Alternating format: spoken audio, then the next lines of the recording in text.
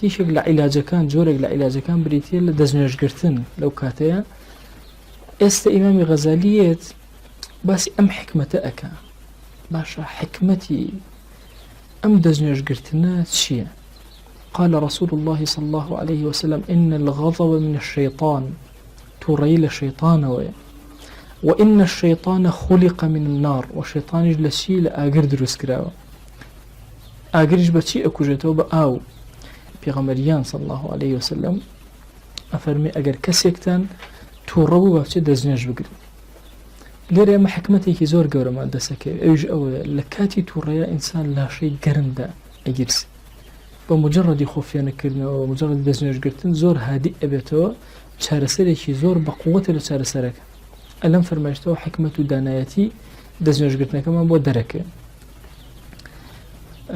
طبعا لە جوڵەی دەستنوێژەکەشە خۆی بۆ خۆی خودی جوڵەکەش ئەوە نەفعی کتابەتی تری هەیە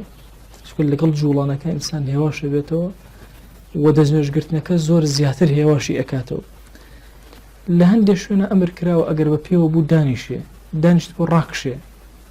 بۆچی یانی حکمەتەکەی ئەمەیان چیە؟ ئەفەرمێ مرۆڤ لە خاک دروست کراوە لە خۆڵ کاتێکەوە دانیشت یا ڕاکشە نزیکی خاک ئەبێتەوە خاکی ئەبێتەوە زیلەتێک لە نەفسی چکە ئینسان لە کیبرێکەوە تووشی غەزەب ئەبێ هەندێک جار